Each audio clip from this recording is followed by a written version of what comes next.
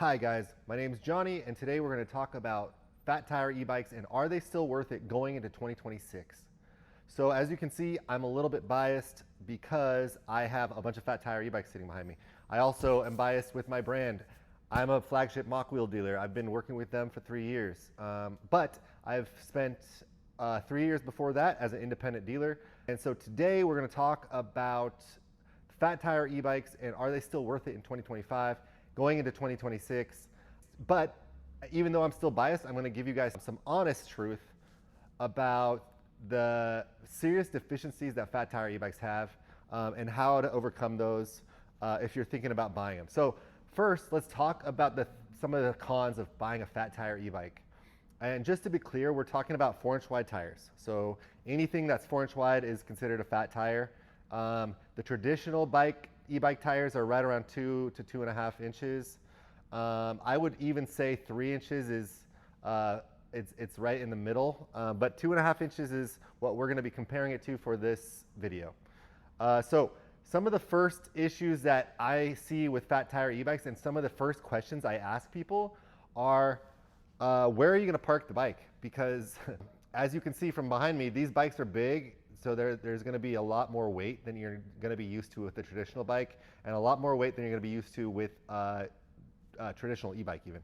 So most of our bikes that are fat tires range from 60 to 70 pounds. I've got some that are actually on the verge of 81 pounds, I believe, right now with the full suspension model. And it's going to be really difficult to lift these things up above your waist. That means traveling is going to be a little bit more difficult. You're going to need a specialty rack to get them on the car. You're going to basically want to park them in your garage and leave them there for fun, leisurely rides. If that's the case, if that's what you're going to do, then these are going to be perfect. For me personally, in 3 different apartments, all with staircases, so getting an e-bike up a flight of stairs did not seem fun to me, and therefore right away, fat tire e-bikes aren't really I'm not really in the market for it. Well, the second thing you have to remember about the weight of a fat tire e-bike is if you forget to charge it and you're out on your own and then the battery dies, you are pushing that bike back, not pedaling, pushing it, because as soon as you hit a hill with a 60-pound plus bike, you're going to be having to get off and push it because it's going to be almost unmanageable. So that's something to think about when you're buying a fat tire e-bike. Now, another issue that you're going to have when you buy a fat tire e-bike is the efficiency on the battery. So one thing to remember when you're buying a fat tire bike is that the same size battery, if you put it onto a skinnier tire, is that you're going to get about 30% less battery with a fat tire versus a skinny tire, or a normal tire, I guess I should say. So 14.5 amp hour battery, which is rated for 60 miles. 60 miles would be on a traditional bike, which I have over here. On a fat tire bike, it would most likely be 40 miles. Be very, very wary of that when buying a bike online or when going into a bike shop. If it's the same battery but on a fat tire bike, you're not going to get as much efficiency out of the battery. And that's based on the weight, that's based on the rolling distance, that's based on the surface area. Most fat tires run pretty low PSI. So they're going to feel slow as soon as the battery goes dead. You can mitigate that by pumping them up really high. You can mitigate it by helping the motor out when you're pedaling it, obviously. But when you're just throttling it and pedaling it, you're going to see a dramatic difference between the battery efficiency on a skinnier tire bike than on a fat tire bike. Okay, the third thing that I would probably say is the biggest knock on fat tire e-bikes going into 2026 is the speed. Now, you look at some of these bikes, a lot of people don't see them traditionally as bikes, and they aren't. They ride completely differently, like a recreation vehicle mixed with a bike, as opposed to some of our like 2.5-inch tire bikes that you can corner at speed, you can pedal into curves, you can sort of cut and lean into your turns a little bit more. You can't really do that as much with a fat tire e-bike.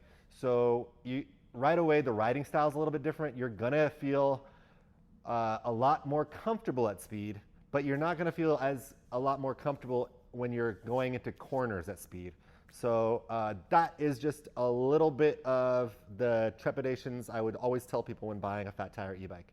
Some of the reasons why we love fat tire e-bikes though, and why I don't think they're going away in 2026 is the pure comfort. Even if you buy a rigid frame with no suspension and you have a fat tire on the wheel, you're going to absorb a lot of the bumps, the potholes, the gravel, the rock from your arms right away because you're sitting on 4 inches of air. And so you can ride it longer, and that makes you can be more consistent. You can keep up with people who ride every day. You can do a lot more things on a fat tire bike because of the comfort. And people who haven't ridden a lot or people who haven't ridden in a long time, they're going to have issues with their back, their backside, their elbows, their wrists, their neck, all the way up. It comes all the way up when you're constantly having to absorb the shock through your arms and through your legs. You're going to feel it here and here and here later on in the day, and that's going to slow you down and it's going to make you less consistent.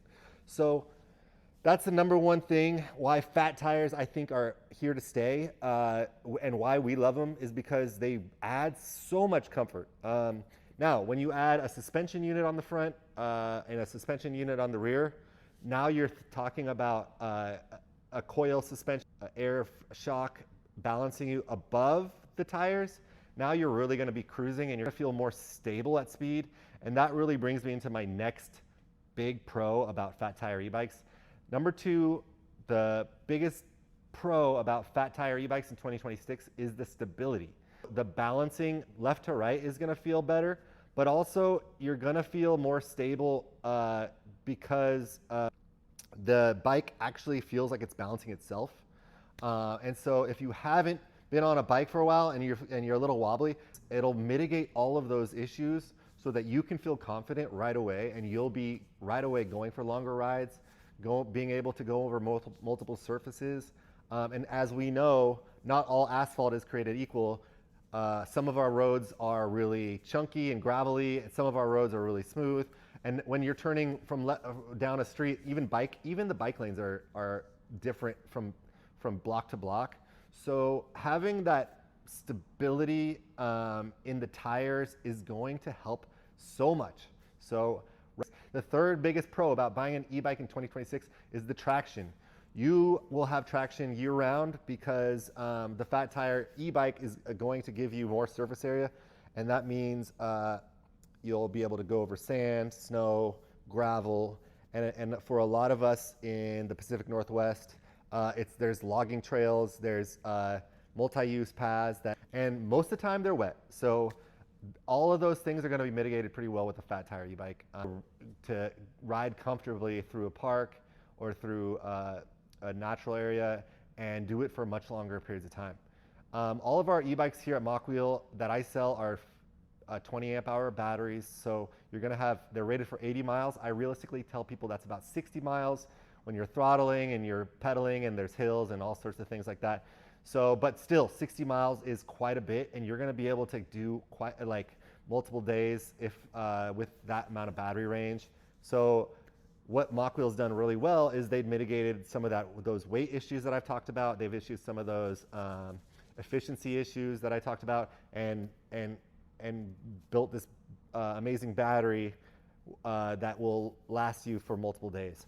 So that's one of the reasons why we carry them, is they mitigate a lot of that shock and road absorption so that you can ride for longer, more comfortably, and then you can become more consistent.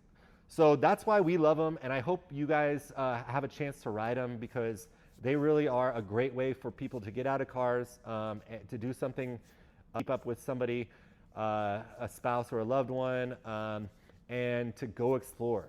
That's the real great thing about these bikes. So yeah, let me know what you think about the comments, and I'll see you next time.